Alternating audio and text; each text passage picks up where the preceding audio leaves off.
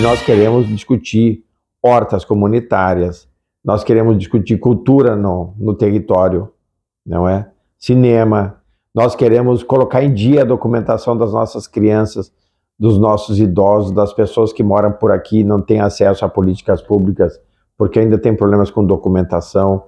Nós queremos que os nossos jovens eles tenham maior formação política, que tenham maior formação técnica.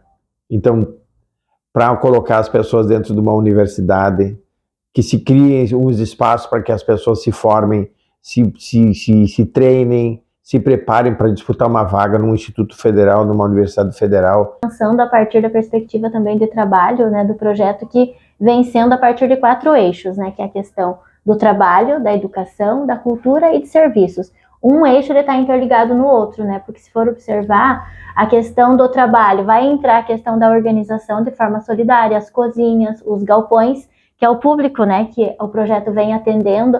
Aí vai pensar a formação, a educação.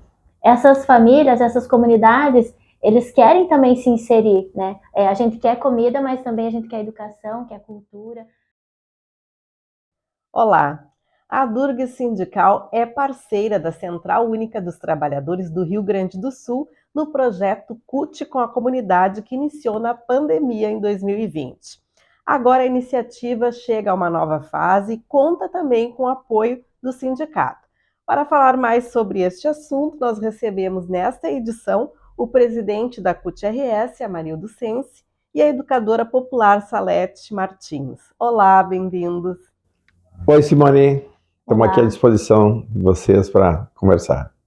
Então, o projeto CUT com a comunidade, ele teve o seu auge na pandemia, né, com o objetivo de combater a fome com a distribuição das cestas básicas. No total, desde 2020, quando se iniciou a pandemia, a Durgues destinou aproximadamente R$ 1 milhão em cestas básicas para a população. Então, presidente Amarildo, o que vai ser agora esta nova fase da parceria? Então, recuperando essa história um pouco do projeto. Nós tivemos um congresso em 2019 e lá no congresso nos determinamos a construir uma relação, digamos assim, mais orgânica, aproximada, afetiva e comprometida desse povo organizado, que tem carteira assinada, com esse mundo inorganizado, informalizado e precarizado do ponto de vista das suas situações trabalhistas e de renda. Veio a pandemia e nós, dentro da pandemia, as coisas só foram se agravando com o desemprego, a miséria, e com o aparecimento de um elemento que já vinha se constituindo a partir do golpe contra a presidenta Dilma, a volta da fome. E nos desafiamos, portanto, a tratar esse tema da fome, não porque teremos condições de resolvê-la, senão que com a política de cestas básicas, em que a Durgues, desde o início, foi muito parceira, das cozinhas solidárias que começaram a se criar e se desenvolver dentro das comunidades, e de outras ações, como a pobreza menstrual, que era aquela política de oferecer uma proteção, né, uma assistência para as meninas, né, que ficavam em condições, depois que a escola voltou, de ir para a escola nos dias que estavam, né, as mulheres.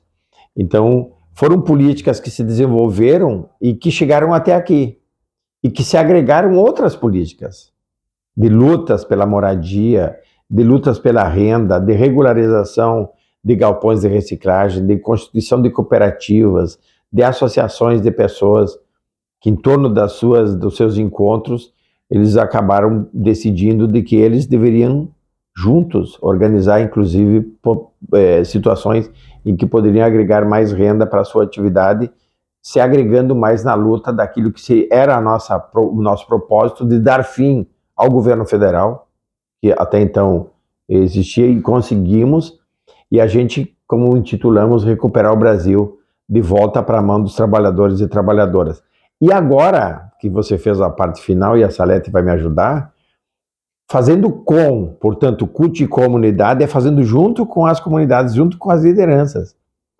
E a nossa surpresa foi que na última atividade que fizemos de formação, todo ano a gente faz formação com com essas lideranças, não é? Para avaliar o que estamos fazendo, os problemas que ainda temos, muitos que nós temos ainda para combater juntos. As lideranças nos disseram, não, a gente quer continuar com as cestas, quer continuar com as cozinhas solidárias, mas vai ter programa também para nos atender e nós queremos discutir hortas comunitárias, nós queremos discutir cultura no território, não é? Cinema, nós queremos colocar em dia a documentação das nossas crianças, dos nossos idosos, das pessoas que moram por aqui e não têm acesso a políticas públicas, porque ainda tem problemas com documentação. Nós queremos que os nossos jovens eles tenham maior formação política, que tenham maior formação técnica. Então, para colocar as pessoas dentro de uma universidade, que se criem os espaços para que as pessoas se formem, se treinem, se preparem para disputar uma vaga num instituto federal, numa universidade federal. Então, que se passe de fase nas escolas, porque esses jovens de 24, 25, 26 anos não voltarão a uma escola formal, então terão que fazer um EJA, um ENSEJA. Então fizeram pedidos, né, que ultrapassaram, e que bom, e que vem ao encontro do interesse que a gente tem como sociedade de que a democracia ela tenha sentido, de que ela atenda tantas demandas como elas foram trazidas para nós. Então essa é a nova fase do CUT com a comunidade que estamos construindo. Então essa nova fase ela vai na contramão desta política assistencial, não é só assistir essas famílias para combater a fome, mas vai além disso. Complementar no sentido de que em torno de um bom prato, de uma comida, a gente também organiza a nossa vida.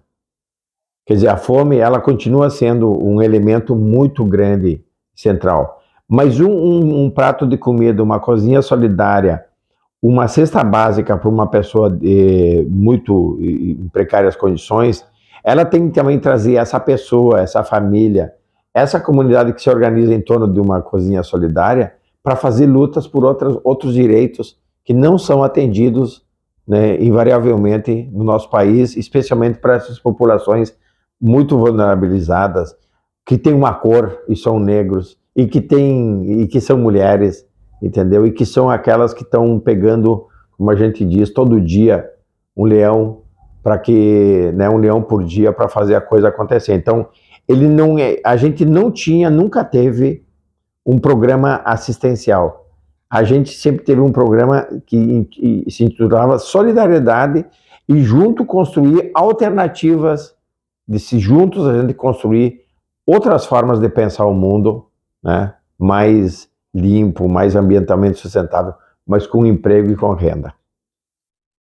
Certo. E tem uma base de quantas pessoas foram beneficiadas com esse projeto na primeira fase? O projeto, nessa primeira fase, envolveu em torno de 22 comunidades, aqui de Porto Alegre e Grande Porto Alegre, com experiências que algumas já pré-existentes. Por exemplo, na Lomba do Primeiro já tem uma longa trajetória de lutas de solidariedade, de se reforçar ali. Então a gente reforçou, ajudou, não é? Outras foram abertas portas. Eu diria para você que em torno desse projeto hoje existem mais de 10 mil pessoas que conhecem, que convivem, que circulam nesses ambientes, porque, por exemplo, hoje é quinta-feira. Hoje tem sopão na Timbaúva, um sopão que atende 300 pessoas, são 4, 5 panelões. Em torno desse sopão se faz conversa sobre o que a gente precisa melhorar, entendeu? É algo assim que vai construindo outra perspectiva de engajamento, de chamar a atenção que as crianças têm que estar na escola, que as crianças têm que estar limpas, que as pessoas têm que se organizar também na sua comunidade. Então, e as pessoas trazendo mais problemas, porque os problemas nas comunidades são muito grandes, de muita insegurança, né, de muita vulnerabilidade social em todos os sentidos, né, de falta de roupa, de comida, agora vem o inverno, né? Então são muitas pessoas. A gente fez muitas marchas, muitas caminhadas, fomos para São Paulo, nos reunimos em formação, agora descobrimos essa preciosidade dessa Lete, que é uma educadora popular que está nos auxiliando para criar uma metodologia, um sistema de inclusão das pessoas nos processos. Não é de cima para baixo, não é ir lá dizer o que tem que fazer, o que não tem que fazer, é fazer junto, fazer oficinas. E mais recentemente as pessoas disseram, nós também queremos discutir o Conselho Tutelar de Porto Alegre. E essas pessoas estão se mobilizando, essas lideranças comunitárias, para discutir que conselheiros tutelares a gente quer para a nossa cidade. Né? Bom, então, falando sobre essa nova fase, Salete, existe essa preocupação de inserir a população nos projetos de educação, geração de trabalho e renda. Então, a gente gostaria que você comentasse mais a respeito desta nova fase, quais são as expectativas e como vai funcionar. Pegando essa fala aqui do Amarildo ali, e aí pensando a partir da perspectiva também de trabalho, né, do projeto que vem sendo a partir de 4 eixos, né, que é a questão do trabalho, da educação, da cultura e de serviços. Um eixo está interligado no outro, né? Porque se for observar, a questão do trabalho vai entrar a questão da organização de forma solidária, as cozinhas, os galpões, que é o público, né? Que o projeto vem atendendo. Aí vai pensar a formação, a educação. Essas famílias, essas comunidades, eles querem também se inserir, né? A gente quer comida, mas também a gente quer educação, quer cultura e essas outras linhas também. E aí o projeto entra muito nesse aspecto de olhar para essa realidade da questão da fome, mas também olhar que os filhos dessa classe trabalhadora que está lá inserida nas comunidades também têm direito de acessar o Enem, a universidade, e aí o projeto entra pensando como organizar essa parte, né, que é curso pensando a questão do Enem, curso preparatório para o Enem, pensar mais para frente aí curso preparatório para o vestibular. Nós estamos, o projeto CUT com a Comunidade, atualmente ela está atendendo, tem 29 comunidades e 13 regiões, né, que tem essa atuação direta. E aí todo esse número de pessoas que o Amarildo já falou que o projeto atende. Então, pensar alguns pontos que possa estar oferecendo curso preparatório para o Enem. Né? As comunidades elas querem se organizar para estar participando também da vaga para o Conselho Tutelar. Né? Então, a gente está pensando como estruturar um curso que seja capaz de ajudar nessa parte de estudar e se preparar para ir lá fazer a prova. E aí também tem a questão da cultura, né? O cinema itinerante nas comunidades, de proporcionar esse acesso, né, das crianças, dos jovens, para que eles também possam estar ocupando esse espaço e ampliando o conhecimento a partir dessa organização, desses eixos temáticos, né, que a gente vem trabalhando. E aí quando a Marilda até coloca assim que quando a gente vai para as comunidades e vai conversar com o pessoal, sempre surgem novos desafios, né, porque são comunidades que estão lá à mercê de muita coisa que precisa. E aí a gente olha enquanto projeto e vê que para conseguir acessar uma política pública tem que ter a documentação. E aí a gente observa que tem muitas pessoas que ainda não têm o documento, não tem o RG, não tem CPF, né, são os documentos pessoais básicos, né, crianças sem registro de nascimento. Então é uma realidade que a gente pensa, não, aqui em Porto Alegre não tem. E a gente vai para as comunidades. E tem todo um custo também para fazer os documentos, né? Tem toda essa parte de organização burocrática, né? Se não tem, por exemplo, o RG, se não tem o registro de nascimento, não consegue emitir. Então tem toda essa parte de orientação que precisa ser feita até encaminhar. E aí a gente está fazendo nesse passo, assim, né? De olhar para essa realidade, identificar essas demandas e tentar organizar por onde vamos caminhar.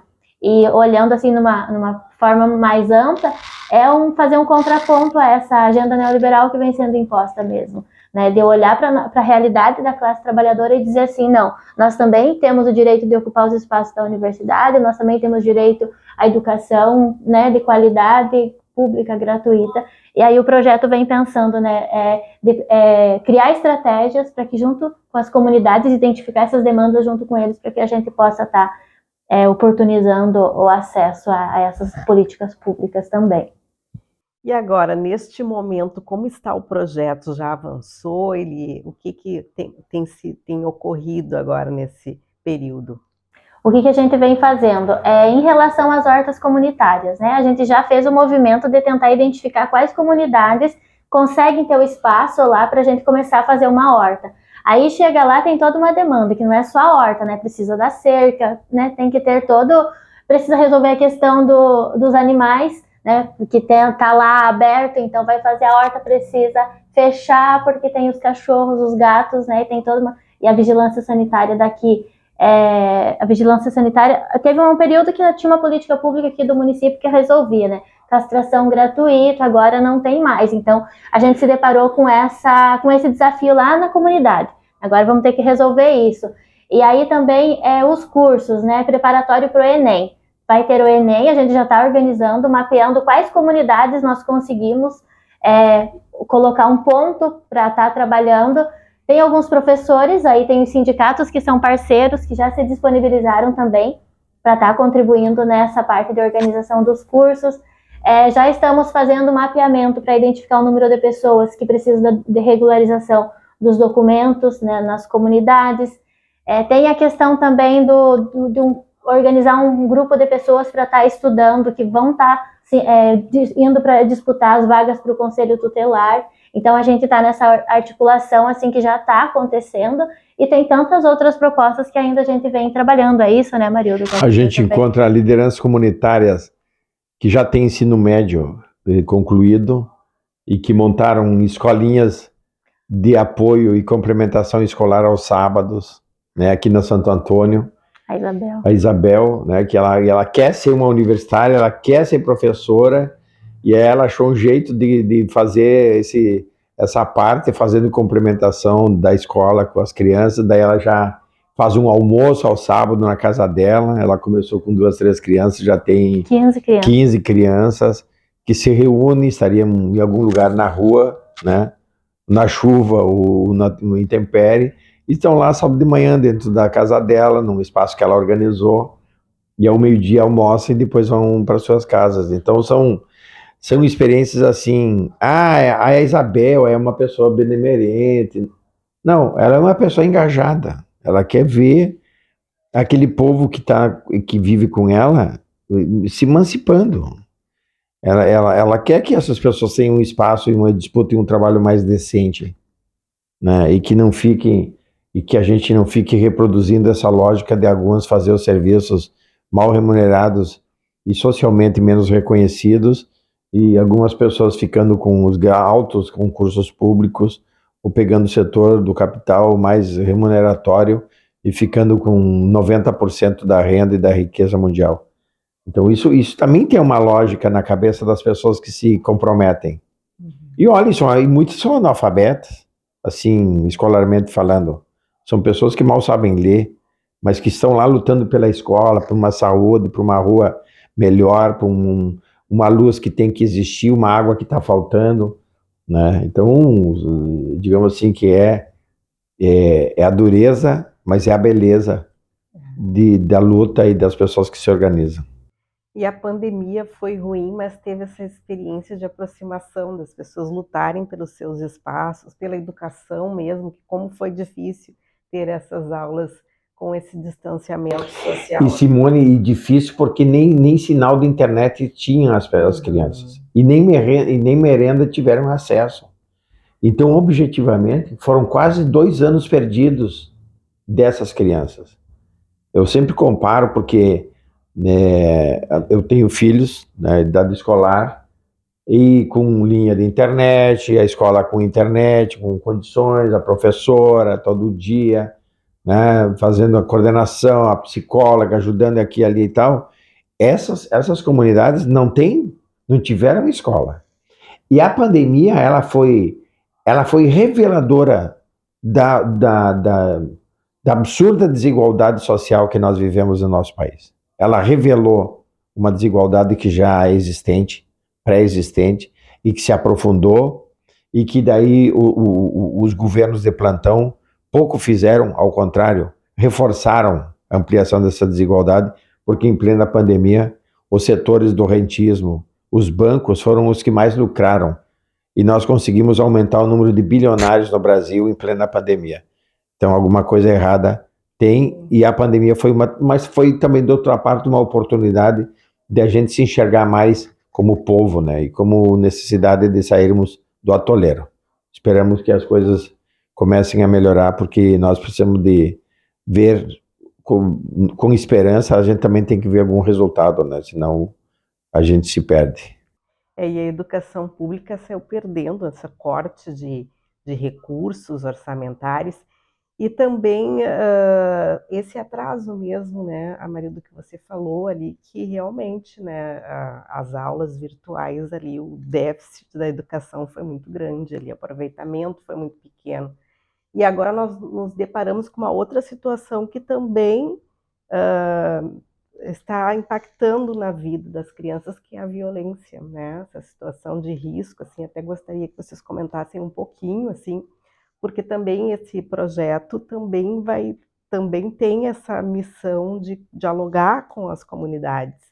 Então, em relação à questão da situação de risco hoje nas escolas. Olha, Simone, eu vou lhe dizer alguma coisa assim que é difícil e duro de dizer, mas a realidade social da periferia ela é uma realidade muito dura. Então, o sistema ele se alimenta de uma estrutura mais violenta, de repressão. Então, responder a esses o surgimento, o aparecimento dessa loucurada, né, de matar crianças e tudo mais, mas um país tão injusto, mas ao mesmo tempo um país que prega a violência, que pregou muito ódio, que pregou as armas e que prometeu o paraíso para muitas pessoas, que esse paraíso não existe e não vem.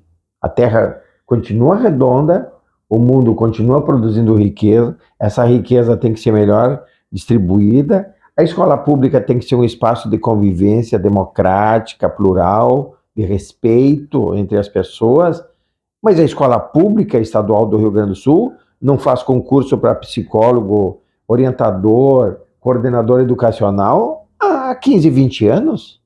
Não existem mais os profissionais dentro das escolas. As escolas públicas, em geral, do Rio Grande do Sul, e inclusive a de Porto Alegre, elas estão sendo destruídas. Então as pessoas se admiram da violência, sim, é um absurdo, tem que ter proteção das nossas crianças, a gente tem que ter política de maior preventividade, tem uma política de um planejamento mais de médio e longo prazo sobre o que vamos fazer da vida no nosso país, porque a vida ficou barateada. Agora, nós estamos reproduzindo aquilo que existe nos Estados Unidos, num capital absurdo, né, um capitalismo avarento, sem que aqui a gente tenha a menor condição de proteção e preventividade. Então, nós vamos ter que retomar um caminho de valorização das escolas, importância da educação com qualidade, carreiras públicas de educadores valorizados em todas as áreas, retomar as boas licenciaturas nas universidades, não é? E dar um novo rumo para uma sociedade que é muito violenta. E a pregação da violência, como tem sido feita às vezes no desespero, né, ela reforça uma ideia de um Estado mais armado, de uma escola com policiais, com armas lá dentro, com correntões. Mas e saindo da porta para fora, o que muda? Entendeu? Então, eu vejo com preocupação esse grau que a gente está vivendo de violência e de desespero. Agora, a gente tem que dar um passo atrás e olhar o que esses meios de comunicação oficiais, comerciais, que divulgam tanto, né, o horror da violência, de que lado estavam quando as pessoas concorriam nos espaços públicos com fuzil, com pistola, se exibindo com armas na mão e tal, como se aquilo fosse o suprassumo da civilização. Então, eu lamento, eu sou professor, né, que a gente agora tenha disso aí, deduza que nós precisamos armar as escolas, que nós precisamos criar um cordão, um muro de proteção de uma escola para fora da sociedade, quando ao contrário, nós temos que integrar o mundo escolar e a comunidade dentro de espaços de educação mais coletivos e de melhor qualidade. Eu concordo plenamente assim, com a Amarildo e penso que a gente vem do momento político do nosso país, que é a cultura do ódio, a cultura do medo, e aí também há um movimento ainda que, embora a gente conseguiu retomar nossa democracia, ainda há um movimento que quer espalhar essa cultura do medo, né, e o que aconteceu agora, hoje, inclusive, né, desse alarme que teve aí da questão das escolas, né, da violência nas escolas, é mais um motivo assim para a gente perceber que ainda tem um grupo que está tentando disseminar esse tipo de informação para realmente tentar inibir as pessoas de ocuparem os espaços. E aí é isso, né, de pensar como é que olha para essa realidade que vem. É para não deixar eu tenho um filho também que estuda e que estava com medo de ir para a escola, e a nossa conversa foi no sentido de que realmente a gente precisa olhar para essa realidade e tentar entender o que está por trás, né, desse Mas viu, porque aí, movimento, né? Simone, né, o fascismo existe. Desculpem aqui ser mais direto, a extrema-direita prega a violência. Os fascistas cultuam o ódio e o desamor. E existe essa cultura dentro de grupos familiares, dentro de grupos de amigos. O que tem que fazer é combater, prender, isso é crime. Nós não podemos conviver com criminosos que divulgam, porque eu também sou de um grupo de pais lá da escola. O que vamos fazer? Vocês vão mandar os filhos para a escola e tal. Eu falei, peraí, sim, não mandamos, e daí amanhã? E o dia seguinte? Tipo assim, você vai segurar o filho em casa porque tem uma ameaça, uma divulgação de que vai ter violência na escola? Mas é a sociedade como ela é? Então, vamos fortalecer o equipamento público de repressão a qualquer tipo de violência, ao culto da violência e do ódio. Vamos responsabilizar as pessoas que fazem e fizeram isso. E vamos prender. E não é povo pobre.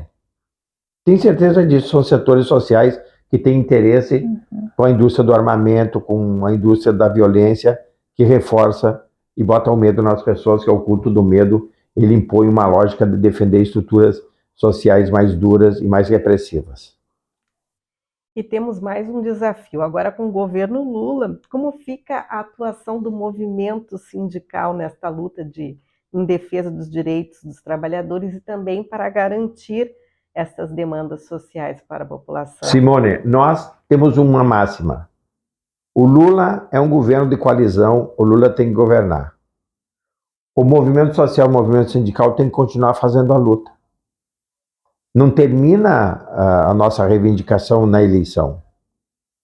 E a vitória nesse país foi a vitória de uma pauta de reivindicações, de inclusão, de igualdade entre homens e mulheres, de combate ao racismo, né? De respeito aos povos originários, de proteção ao meio ambiente, não é?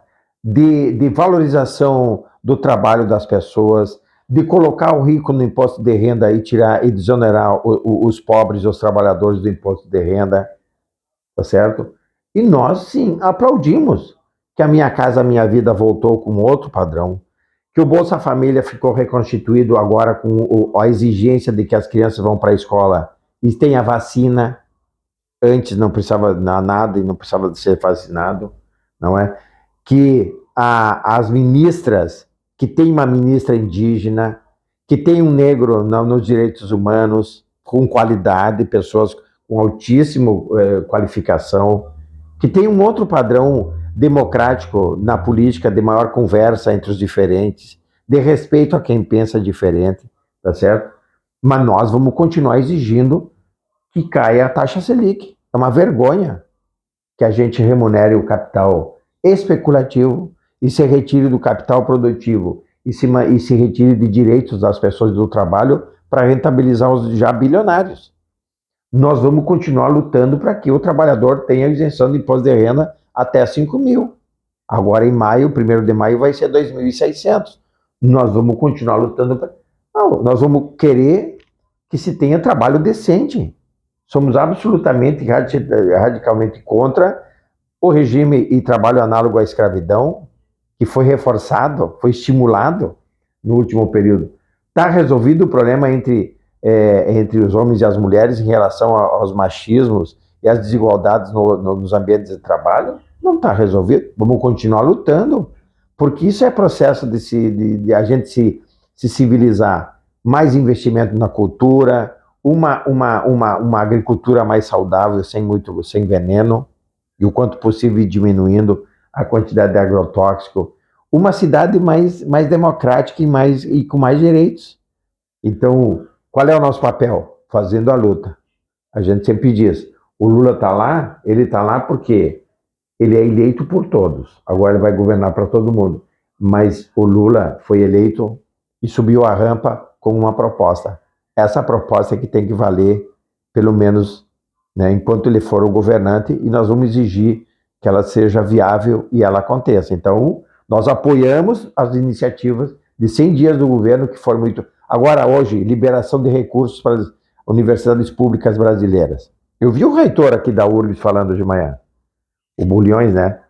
Ele dizendo, a URGS poderá ter mais 5 milhões de reais, porque no último período a URGS perdeu não sei quantos milhões de reais de investimento, a gente não sabe o que fazer porque não tem dinheiro para fazer quase nada. E que bom que é bem-vindo mais dinheiro para a educação, mas precisou desbloquear aquela malfagerada emenda 95, que tinha o teto de gastos.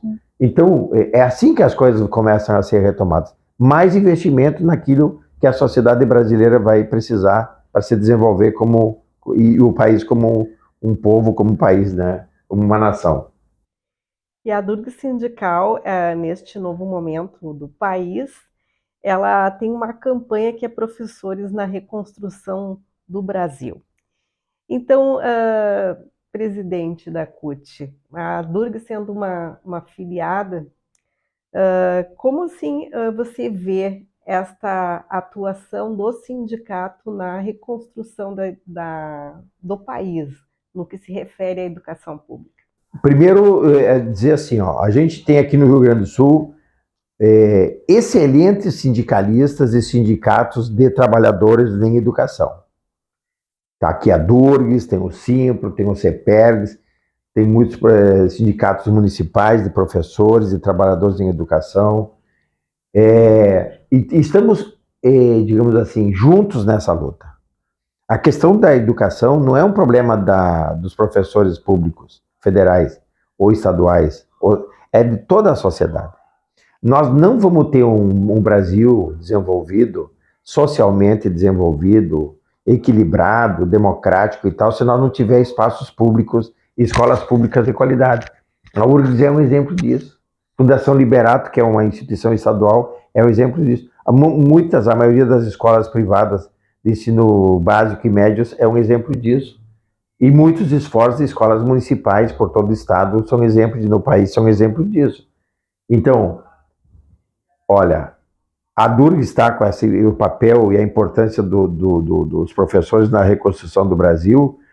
Nós estamos na política reconstruir o Brasil junto com os trabalhadores e trabalhadoras. É uma chamada. Então, os professores, são os trabalhadores da indústria, porque nós precisamos de uma indústria ecologicamente sustentável do ponto de vista ambiental. Nós precisamos de um setor de saúde que realmente seja mais qualificado e atenda a população. Então, nós precisamos reconstruir um Brasil, não é para os trabalhadores. Nós, trabalhadores, temos que reconstruir esse país. E o papel dos professores e da educação é fundamental. Então, parabéns a Durgues, que bela chamada. Coincidiu com a chamada que estamos organizando agora para o 1º de maio, né, reconstruir o Brasil com os trabalhadores e trabalhadoras. Porque nós fizemos uma campanha antes, o Brasil de volta para os trabalhadores e trabalhadoras. Agora nós precisamos reconstruir. Significa, então vamos terminar nossa tarefa? Não, vamos fazer a nossa parte. E depois vamos deixar um Brasil melhor para quem vai seguir lutando para que ele seja cada vez melhor.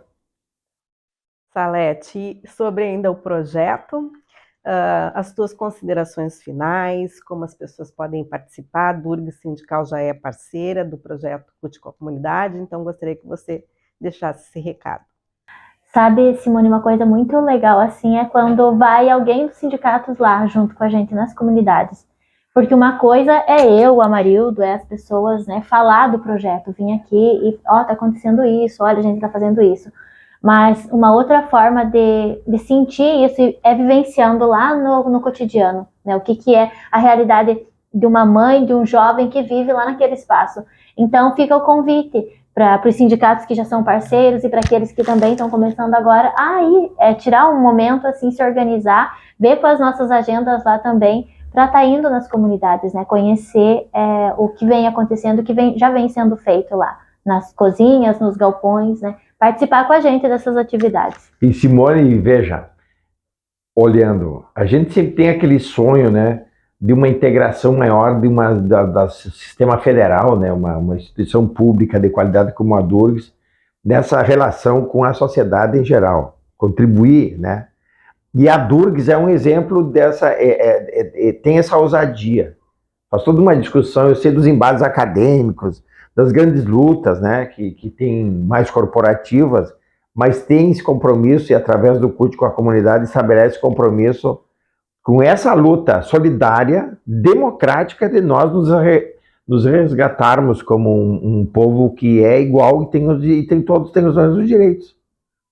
Então, sabemos das diferenças que tem entre nós, temos noção, né, e da importância, né, de um professor público federal, e uma professora, da importância da Durgs nessa luta, de todas as conquistas, né, que o sindicato aqui empreende, porque eu conheço a luta aqui do PROIFES e da Durgs desde o seu surgimento lá do PROIFES, né? Então, parabéns por essa tenacidade, essa insistência, né, que trouxe até aqui, e parabéns por essa parceria, porque não foi assim com essa visão de vamos fazer, né, vamos dar alguma coisa lá para a CUT para ela atender aos pobres. Não, foi dizer, ok, estamos juntos, tem fome, vamos conseguir resolver o problema da fome? Não, mas vamos em torno disso aí criar uma relação com essas populações, porque nós precisamos delas, não é eles que precisam da gente. O Brasil precisa desse povo. Então, a gente, cada vez que vai nesses espaços, a gente aprende com eles. Que com tão pouco fazer tanto, que às vezes a gente se queixa, né, tendo todas as condições. Só que a gente só vai resolver tudo isso aí juntos e juntas. Então, esse é o grande aprendizado desse projeto. Por isso que eles nos desafiam a fazer mais, pensar mais juntos. E não pedem para a gente fazer para eles. Querem que a gente faça junto com eles. Isso é muito importante. Certo. Então, a Durgs Sindical agradece a presença do presidente da CUT, Amarildo, e também da educadora Salete. E vida longa ao projeto CUT com a comunidade. Obrigada.